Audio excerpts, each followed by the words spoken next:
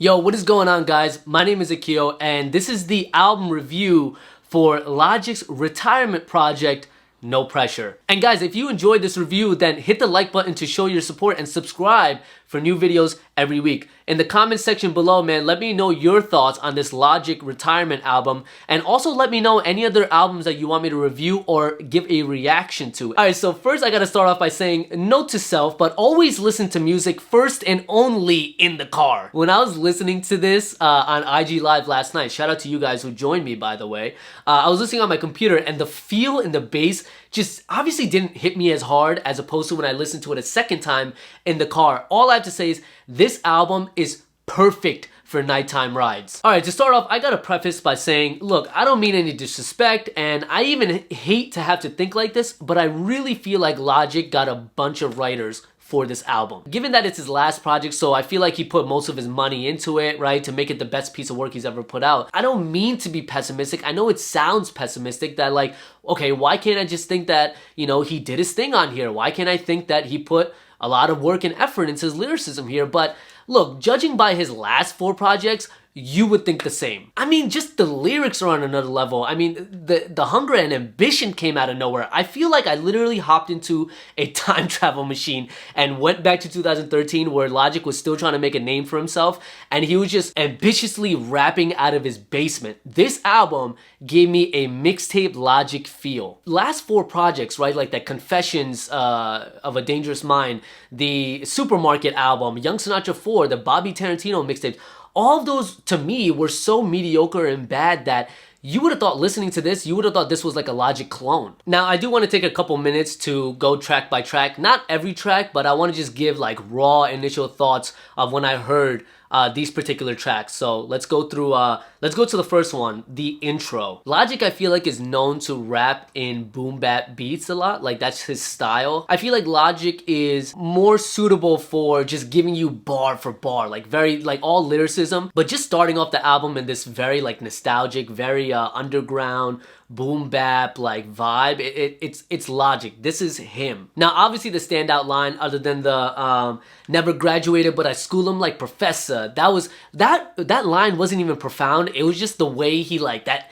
It's just the way he came in, man. Like, he started off with that shit, and like you could hear the hunger and ambition in his voice. Like I said, man, it feels like I went back in time and listened to mixtape Logic again. But obviously a notable line, gangsters put that heat to your head like a hairdresser? What? On my Rosa Parks, I'm writing in the back like I'm B Rabbit. That was hot. And obviously the producing tracks for the underground like I'm Harriet. What? Yo, like, I was really expecting Logic to give me some bullshit. Yo, I swear to God, I thought he was gonna give me some bullshit. But when I heard these, like the heat to your head like a hairdresser, the underground tracks like I'm Harriet, I was like, alright, we in for a ride. We in for a ride. Alright, then we get into the second track, Hit My Line, right? And the first, when I heard this, I was like, okay, it's cool, it's cool. He's like, okay, I think today is gonna be a good day. And as soon as I heard that, mixed in with the summery feel of the song itself, and along with that line, it made me immediately think of Ice Cube's It Was a Good Day, right? Because this song literally feels like, if I'm playing the song, it needs to be in my car, summertime, outside, the sun is beaming in my face, I'm riding on the highway with the windows down, cruising. Like, this is that song. And it's also funny too, because he also does say 101 on the 405 OJ, and that's how I felt. That's how I felt. Not the murdering part and OJ part, but like cruising down the highway. Yes, that's how I felt. All I can say about this song is the hook was amazing. It's catchy, makes you feel great. I'm definitely singing my heart out to the song whenever it comes on. Then we get into GP4, which I'm assuming is Growing Pains 4. First thing, when I heard this, I was like, ooh, like, then we get into like some really like dark nighttime vibey shit. When I heard it, I was like, okay, I know I'm gonna like this. And then as soon as I heard the you and me, we gonna live in this perfect harmony, that shit, I was like, oh, okay, so he's doing the Outkast Elevators influence. But that's the thing though, I never heard anybody say though on any review that he also took the drum pattern from Elevators too. Now, the thing about Logic I've noticed throughout his career is that he's not the type to just wear his influences on his sleeve. He rather wears his influences on his forehead. And that's my only issue with Logic, is that I wish that when he does use these influences, that he adds his own Logic aesthetic to it. but he really just ultimately just creates a cover. And at that point, I'm just kind of like, why don't I just go listen to the original? The funniest part, when I heard that Erykah Badu impression, that did make me chuckle. It actually made me burst out laughing at first. I will say though, the first couple of bars were even hot. Like, he didn't even say anything profound, but like, it was just the flow. Cause he was like, I live by the beat, I die by the beat, like 1990, I live by the beat, I die by the beat, like MPC Akai. I was like, ooh, okay.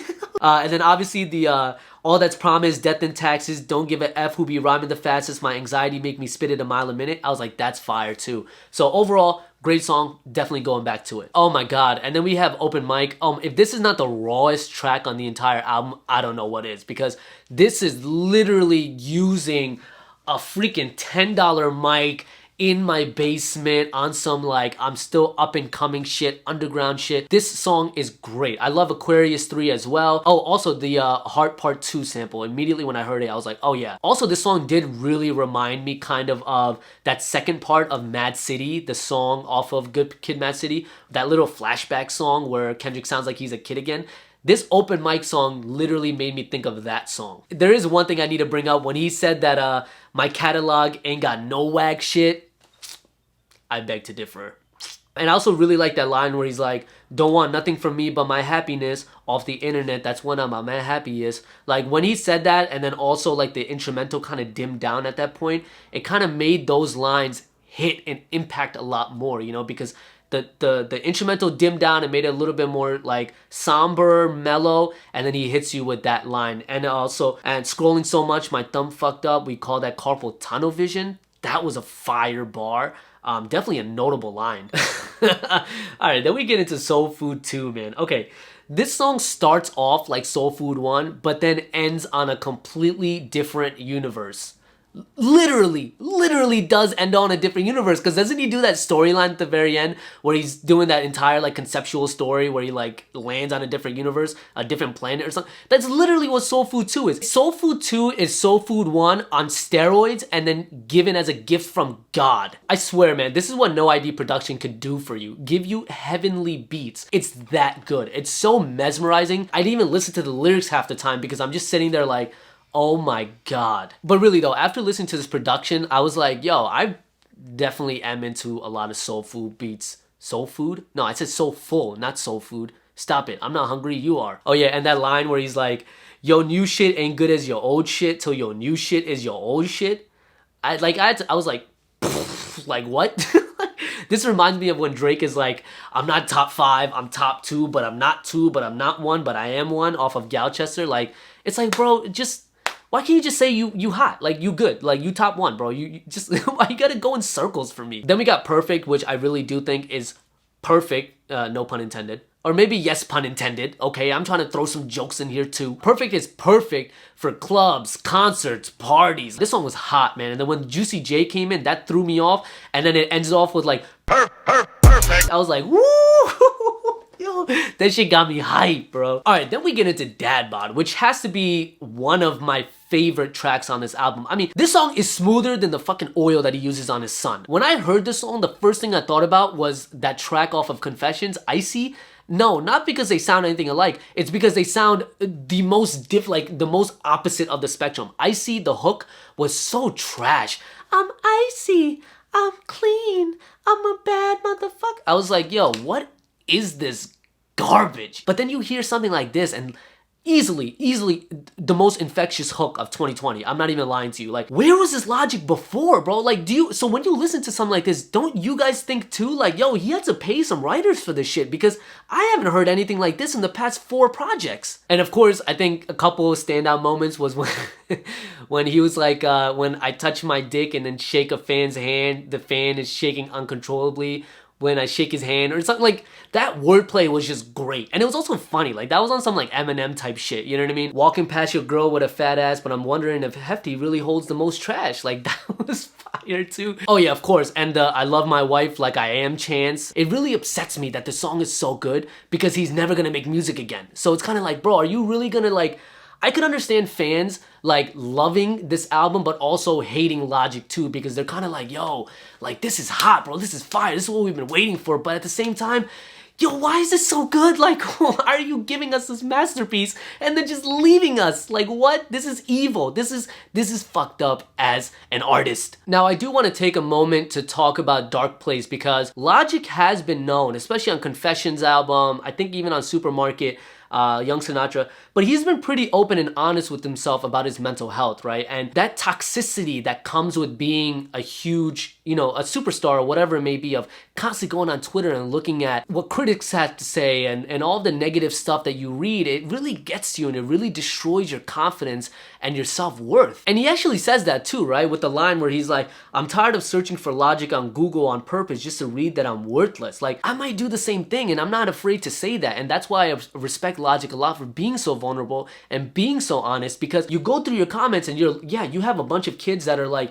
yo, I love your stuff. You've got me through a hard place. And it's like, I really appreciate that stuff. But then what really sticks in my mind is the ones where they're like, yo, kill yourself. Yo, stop rapping. You're trash. Yo, what the fuck is this? You're the worst rapper on the planet. Like, that's the stuff that really sticks with you. And that's what Logic is trying to convey in this song. And I do also love the line about writing rhymes was easy before the fame.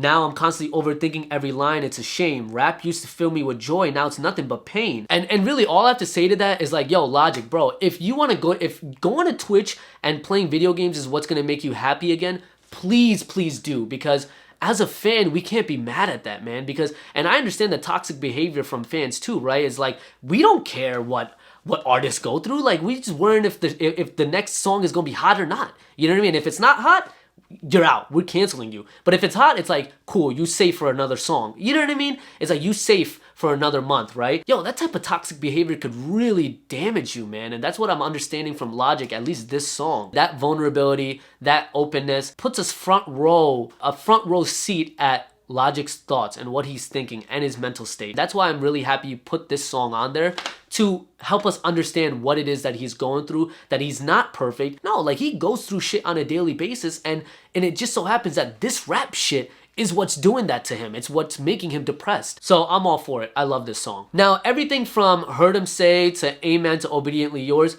I'm really happy that No ID set the track list this way. He kind of set it on a path to be more uplifting, right? With Heard Him Say. Amen is supposed to be that like closer for concerts. Like, I could see a bunch of fans, he plays this last before he walks off stage, and it just keeps playing as he walks off stage. And then you just see a bunch of fans just standing up, giving like a standing ovation. Like, that's what Amen felt like to me. Like I said, I really feel like he should have put Celebration, then I Heard Him Say, then Amen, and then Obediently Yours to give that perfect closure. And speaking of Obediently Yours, it initially gave me like a Last Call by Kanye vibes when I listened to it, Now, am I mad that Orson was giving his monologue? Absolutely not. I thought that was cool too. My personal preference would have been that Logic actually spoke himself. I really do think that if he were to keep the beat there on Obediently Yours, but then also gave like a thank you to all of his fans and his production, like on some like, note to self, like that type of closer for Forest Hill Drive by J. Cole. If he would have done something like that, that would have been cool. If you would have done something like Last Call, where he's talking and giving you like the next steps for his journey, what is he going to do with Twitch? Why did he go to Twitch? What's next for his family? What has he been going through for the past 10 years? Stuff like that. Some sort of, opener that helps us sympathize with him more, helps us understand Logic's mindset a little bit more. All right, so overall thoughts, Logic left on a great note. I mean, I'm sure this album has made his fans both happy and pissed, right? I listen to something like this and I'm like, yes, this is that fire we've been waiting for 4 years. This is what we needed, Logic. But then at the same time, it's kind of like, no, why is this so good? Like, why are you giving us something so good with so much potential and ambition and then just leaving us for Twitch? Like, are you serious? I mean, I really do mean this. I really think this album should have came right after Incredible True Story. It should have been Mixtape Logic, Under Pressure, which was phenomenal, classic in his discography. Then Incredible True Story, which I'm not mad at, production was great. And then he comes out with No Pressure, which would be like his Pimp a Butterfly. Not literally, but by that I mean like his magnum opus. Like, this is Logic at his best. This is the hungry and ambitious mixtape Logic that we've always wanted and have always heard growing up listening to him and his journey, right? And that's the funny thing about this album, is that it really does sound like a complete polished classic mixtape. And the thing about No ID that I respect is that No ID understood Logic's underground raw style of just this kid that knows how to rap. It was a great matchup. Like, I wish more albums were with Logic and No ID. I also want to say I'm really happy, man, that Logic is talking about being a father, doing father-like activity, just being himself, man, talking about his mental health and just being honest and letting his guard down. You just reach so many more people by being this relatable, by being insecure and vulnerable and honest, right? As opposed to, you know, the stuff that doesn't relate to fans like me. It's like doing drugs, fucking bitches, and riding foreigns. Also random, but that Thalia robot chick, look, it's cool, I get it. You know, it's like that Tribe Called Quest, like Midnight Marauders type of thing where they have that little tidbits at the very end. I really do think Thalia, like that robot girl, she just gave a bunch of irrelevant information. Like, the only thing that was cool was like, oh, this is the first time No ID and Logic, you know, had their anniversary after 6 years of, you know, since Under Pressure. But everything else was kind of like what? Like, I don't fucking care about this shit. I don't care that you watch Cowboy Bebop to this album. Like, I don't care about that. You know what I mean? What would have been cool is if Logic was talking at the very end of every song, right? Just giving like maybe little recordings, like on some Good Kid, Mad City shit, like recordings of him maybe hanging out with his kid, or maybe hanging out with his wife, or giving you like little sneak peeks into his life. You know, what is his fatherhood life is gonna be about? What is he gonna be doing? You know, what is next steps in his life? Stuff like that. You know, I think that would have been a lot more up close and personal. I love this album. I thought it was incredible. I thought this is it, man. It was so good and everything I love in hip hop that I literally went and bought the vinyl. That's how good it was. I'm being so serious. I really do hope that this is on some like, you know, Jay-Z Black Album shit. You know, meaning like Logic says he's retiring, but then he really does come back after a few years. Maybe he drops a single here and there to showcase his love for hip hop. You know, he doesn't want to end it all together and just go video game stuff. Nonetheless, I wish Logic nothing but the best in his Twitch endeavors. If I really had to give it a rating, I would give it about like an 8.5. I think that's a reasonable rating. I just think this was a great ending to a wild journey for Logic. This is my album review. My name is Akhil Nova. Let me know in the comments below what you guys think about No Pressure by Logic. And also let me know what albums you would like me to react or review. And make sure to hit the like button to show your support. Subscribe for new videos every week. And show some love, man. Show some support and hit that bell notification so you guys are aware of when I drop my next video. Thank you. Love you guys. See you guys next week. Peace.